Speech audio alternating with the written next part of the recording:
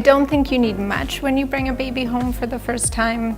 Ideally, you have somewhere for your baby to sleep, be that in your bed and then you build a kind of nest, or you have a Beistell bed next to your bed for the baby to sleep in, or you do something like a bassinet that you can bring around the apartment, and it's quite useful because you can use it in different rooms. At least somewhere for your baby to sleep is good to think about in advance. If you want to buy a wickelkommode, why not think about buying a regular commode and putting a changing pad on top? You should also think about how you will decorate your living room. You're going to be spending a lot of time there when you have a baby. For instance, you'll probably be spending a lot of time on the floor and want a really plush carpet for you and the baby to crawl around on. Other great items to incorporate would be poofs. They are both visually really captivating and also add a bit more seating for your living room.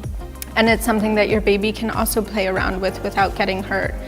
Another great tip is to incorporate storage. For instance, baskets which you can easily throw in some toys or blankets or whatever it could be, hide them, and they look great in a basket. What we've seen a lot at the fairs is that color in general is really trending, so we're moving away from very neutral color palettes, grays and whites, and really embracing color. That's something that I'm personally really excited about because I think it works great for any gender of a baby. And really gender neutral colors, for instance, could be blues or yellows, which you see here. As well as also integrating earthy colors. That's another trend that we saw at the fairs. A lot of rust reds and deep greens and ocean blues. Other home accessories like wall hangings are really great to integrate. They're soft and they're visually stimulating, and they're perfect for a baby's room. We don't know if we're having a boy or a girl, so we're keeping that a surprise, which makes decorating a bit of a challenge, but I also really embrace that. I think gender neutral is totally fine.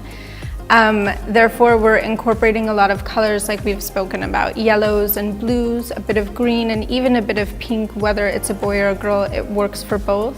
We are also incorporating a lot of furniture that we already have in our home. For instance, we have a large vintage chair that we're bringing down into the baby room. In the end, it's a baby room, but it's also a room that we will use and our guests will use, and we want it to be comfortable for everyone.